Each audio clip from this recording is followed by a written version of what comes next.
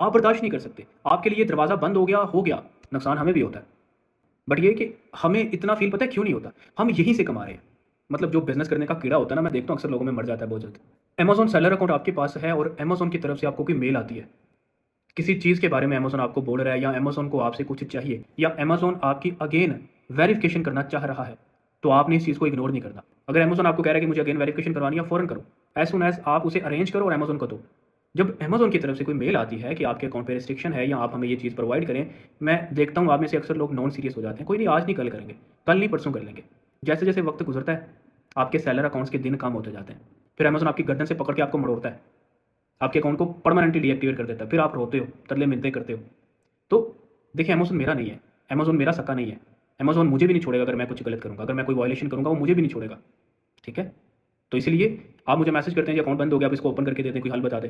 फिर मैं जब उनकी मेल्स उनसे माँगता हूँ ना कि मुझे आप वो मेल सेंड करें जो अमेज़न ने आपको इससे पहले की थी, तो बिलीव करो उसमें अमेज़न ने ये नहीं कहा होता कि हमने परमानेंट आपका अकाउंट बंद कर दिया। वो कहते हैं कि हम आपसे वेरिफ़िकेशन की डिमांड कर रहे हैं, आप इसको करवाएँ और उसको इग्नोर कर दिया जाता है।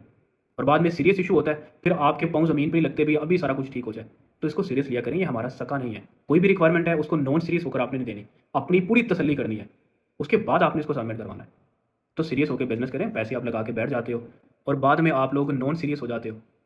मतलब जो बिज़नेस करने का कीड़ा होता है ना, मैं देखता हूँ अक्सर लोगों में मर जाता है बहुत जल्दी। बहुत कुछ फेस करना पड़ता है, बहुत कुछ। मैं काफ़ी सालों से बिज़नेस कर रहा हूँ, मैं आज भी बहुत कुछ फेस करता हूँ, बहुत कुछ। नुकसान हमें भी होता है।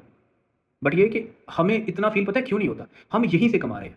आपने अभी कमाना है, आपका अभी फर्स्ट स्टेप है, आपने अभी लगाने हैं। हम यहाँ से निकालते भी हैं, यहाँ हमारे डूबते भी हैं, वो हमें इतना फ़ील नहीं होता। हम बर्दाश्त कर लेते हैं, आप बर्दाश्त नहीं कर सकते। आपके लिए दरवाज़ा बंद हो गया, तो इसीलिए नॉन सीरियस नहीं होना। स्टार्ट पे मिनिमम इन्वेस्टमेंट से स्टार्ट करें, जैसे-तैसे। खाली अकाउंट आपका पड़ा होता है ना, इतनी देर आप उसको खाली रखते हो, वो इनएक्टिविटी की वजह से सस्पेंड हो जाता है, डीएक्टिवेट हो जाता है।